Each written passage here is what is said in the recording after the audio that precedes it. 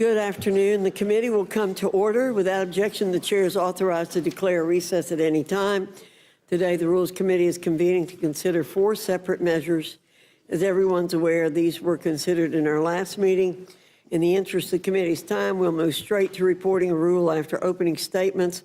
The measures are as follows: H.R. 22, H.R. 1526, S.J. Res. 18, S.J. Res. 28.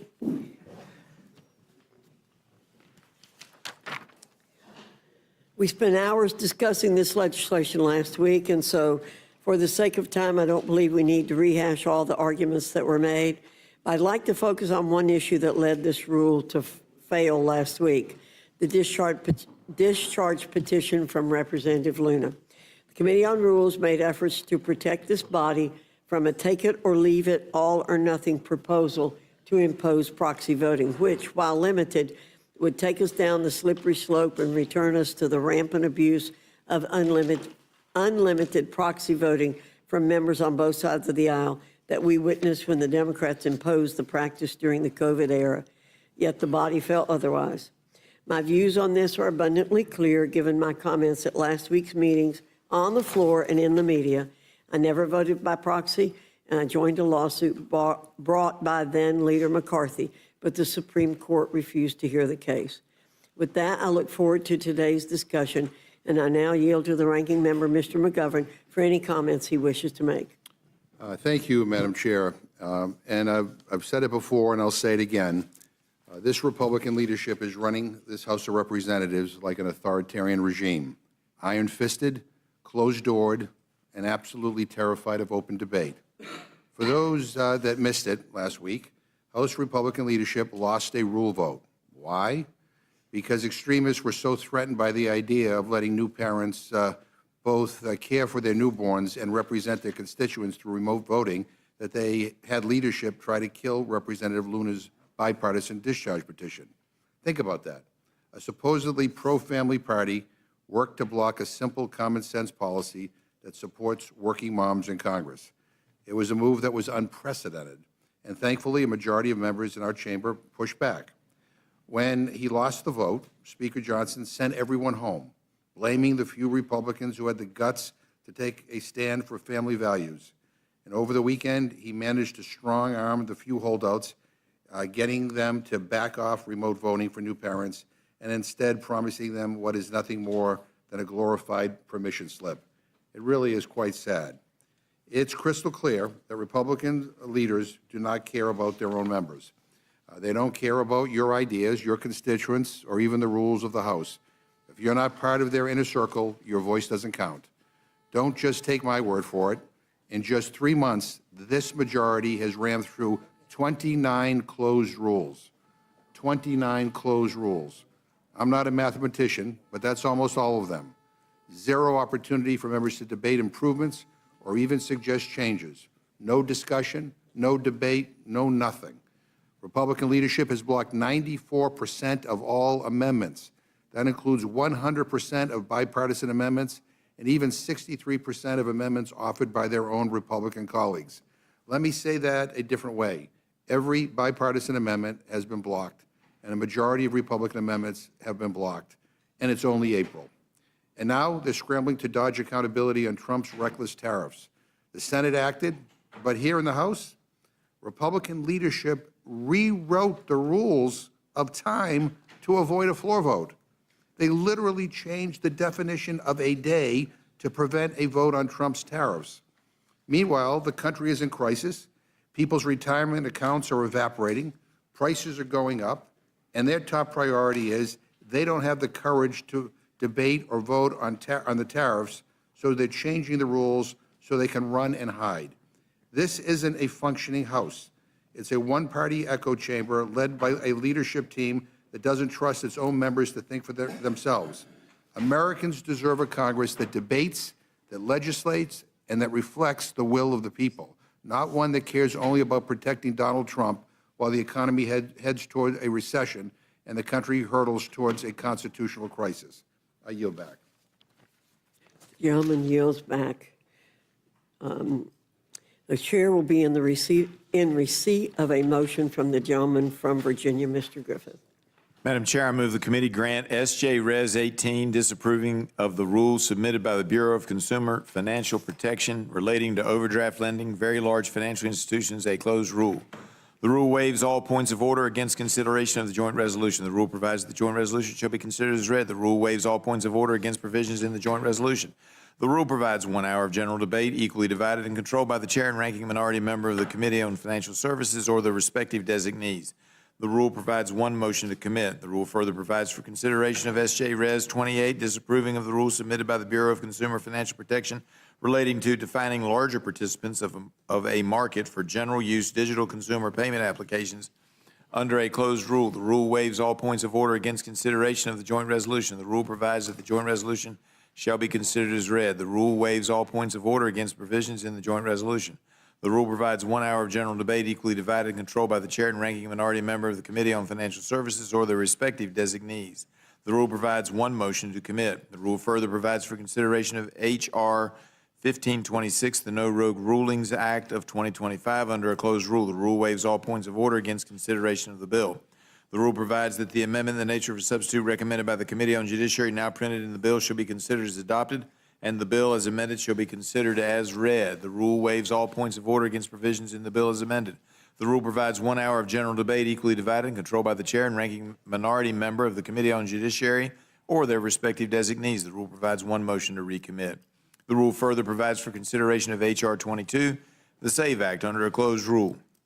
The rule waives all points of order against consideration of the bill. The rule provides that the bill shall be considered as read. The rule waives all points of order against provisions in the bill. The rule provides 1 hour of general debate, equally divided and controlled by the chair and ranking minority member of the Committee on House Administration or their respective designees.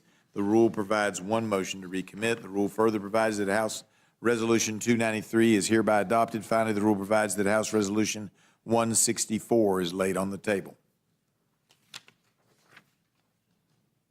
I so move. Thank you, Mr. Griffith.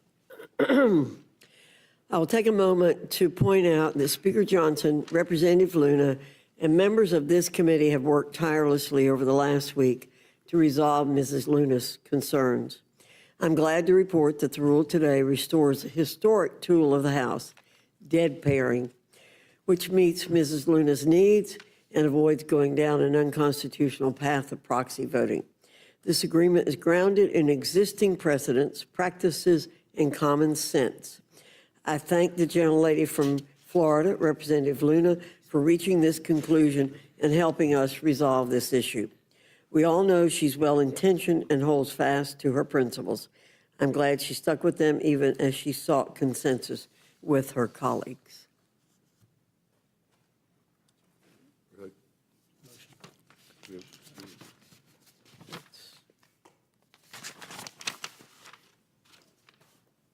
You've now heard the motion. Is there any discussion or amendment to the rule? Yes, Madam Chair. Mr. McGovern? I'm going to have 3 amendments. First, I have an amendment to the rule. I move the committee strike Section 6 of the rule, which tables Representative Luna's original resolution providing for consideration of House Resolution 23, permitting parental remote voting by proxy, killing the discharge petition. Madam Chair, last week's rule was the first ever in the history of the House of Representatives to try to just outright kill a discharge petition that had already been signed by a majority of the House and wasn't being considered by another method. This week's rule has the same cowardly language. And let me be clear, your resolution about paired voting isn't worth the paper it's printed on, and it doesn't solve the problem that new parents face in this institution. While I'm saddened that you're again trying to kill this discharge petition, I will take this moment to correct a lot of what was said on the other side of the dais last week. First, let me be clear about what parental remote voting resolution would actually do. It would simply allow members blessed with a new child to continue representing their constituents by voting remotely for up to 12 weeks in the time immediately before and after the birth of their baby. And it requires that for every vote during that period, the member voting remotely must provide exact instructions on how their votes shall be cast. They are not giving up any power at all. They're just working from where they need to be to care for their newborn.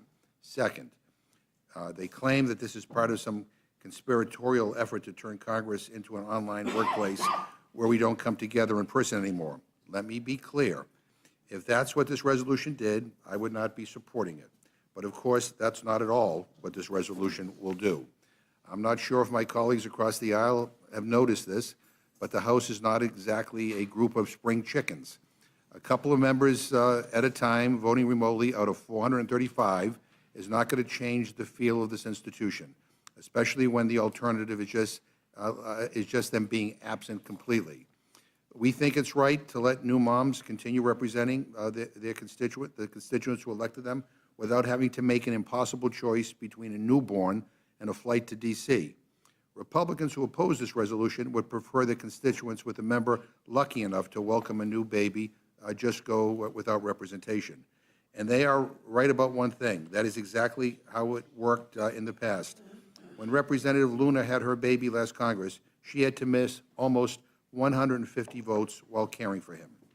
This Congress, Representative Pedersen has had to miss over 80% of the votes to care for her newborn. But guess what? We have the power to change that, and we should. And if for some reason you're opposed to that, you would get a chance to vote no when the resolution comes to the floor. Making threats and ultimatums to try to get your way in the face of a bipartisan majority is simply anti-democratic. Third, I keep hearing from the other side of the aisle that it is somehow unfair to our teachers, police officers, construction workers, and service workers to let new moms representing their constituents while caring for a newborn. No, I just hope that new moms in Congress get to keep doing the jobs they were elected to do. I have worked hard in my career to try to ensure that every new mom teaching in our schools, keeping our streets safe, and serving our communities gets time at home with their newborns and has the guarantee of a job to come back to if they choose to continue working. And finally, let me be very clear about what happened with the parental remote voting resolution.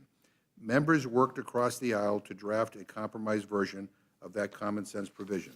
A bipartisan majority of this House then expressed its will to take the resolution to the floor. Members followed the rules, the same basic rules that have been in place for 100 years, the same rules that have never been trod over like this rule tries to in the entire history of the House.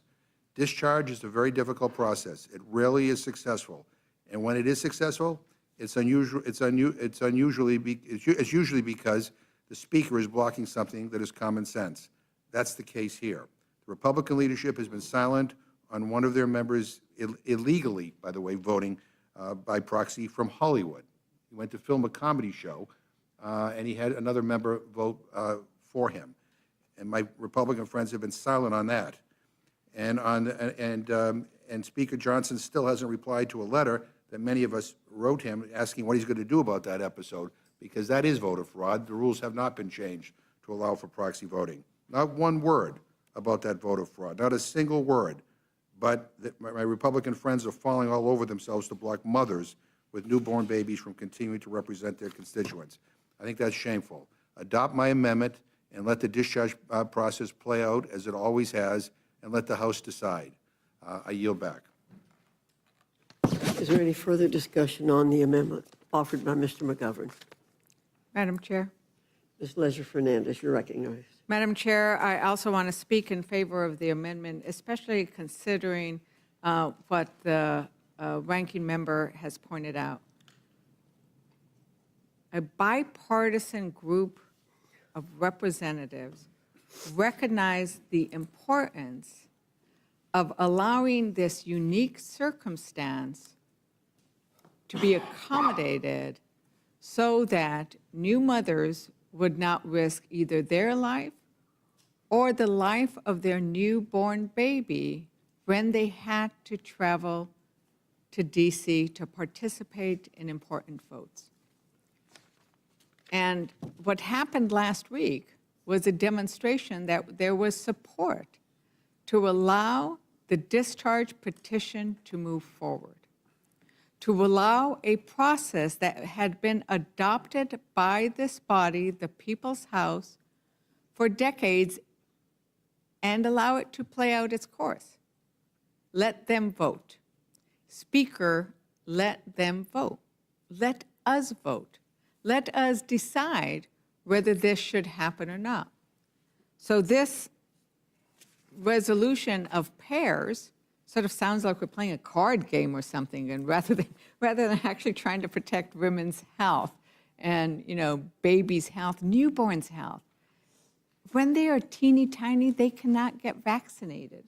So if you feel that in order to represent your constituents, you need to travel here, you are going to be putting them at risk. And the idea that you are going to find a pair, that doesn't make sense. This is supposed to be something acknowledging a unique medical condition of new families. It is respectful of the unique issues facing new parents. And so I join in Representative McGovern's motion to strike House Resolution 293 and to let the discharge petition run its course. Thank you, Ms. Leisure-Fernandez. Any further discussion on the amendment? Hearing none, the questions on the amendment, all those in favor signify by saying aye. Aye. Those opposed say no. No. In the opinion of the chair, the noes have it. The amendment is not agreed Ask for a to. roll call.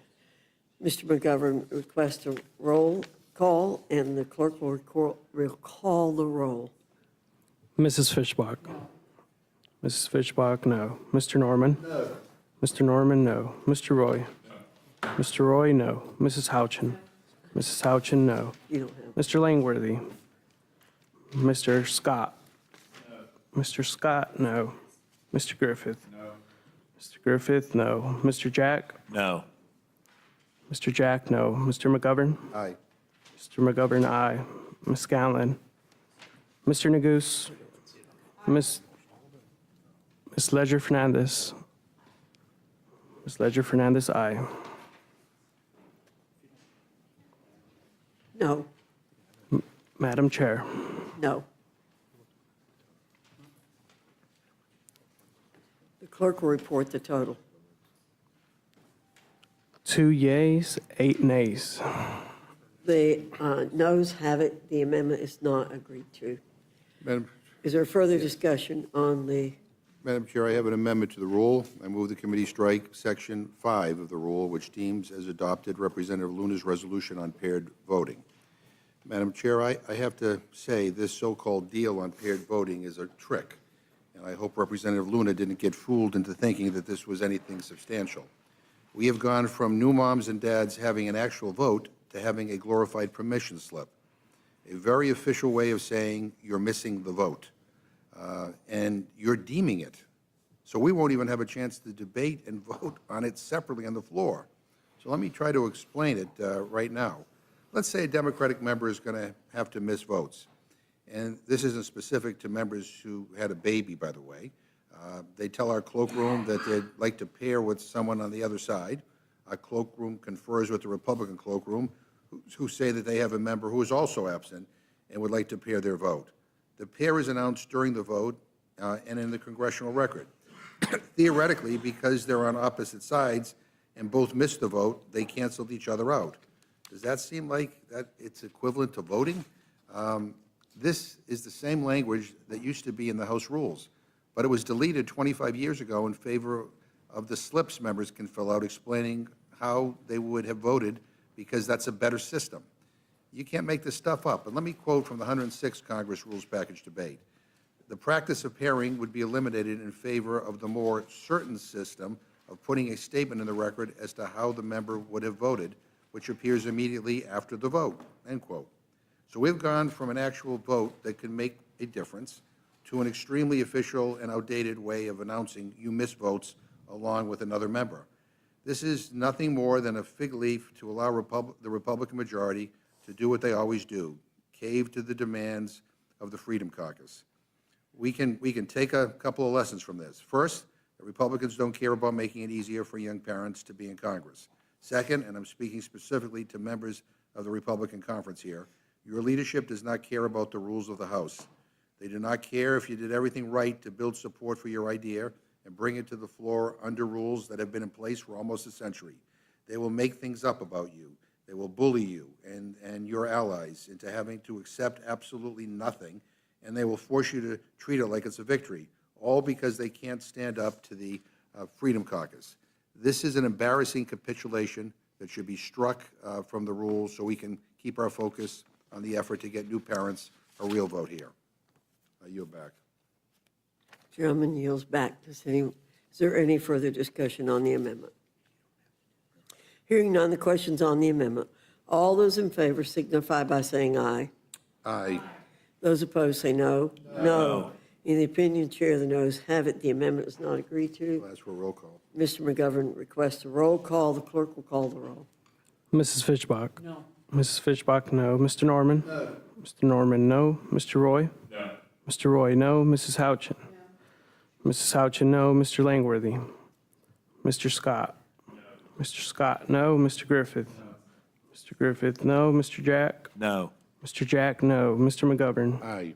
Mr. McGovern, aye. Ms. Scanlon? Mr. Neguse? Ms. Ledger-Fernandez? Aye.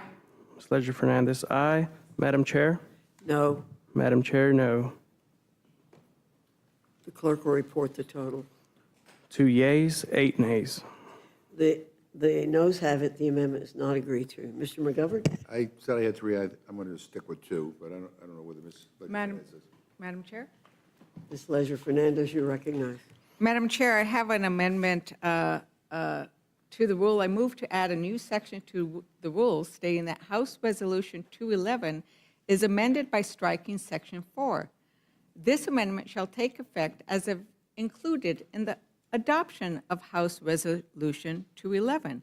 And let me remind everybody what we would be striking here is that the Republicans actually said that we shall stop time. And they snuck into a rule that each day for the remainder of the first session of the 119th Congress shall not constitute a calendar day.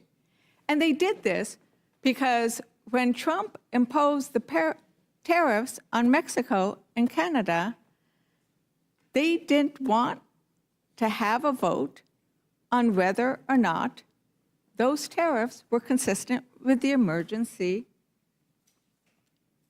act under which he was declaring them. So Congress said, we're going to stop time. And what has happened since they stopped time? People have suffered. In fact, car prices are going up $4,000 to $15,000 a vehicle. Trucks increased after those first tariffs in one dealership by 20,000.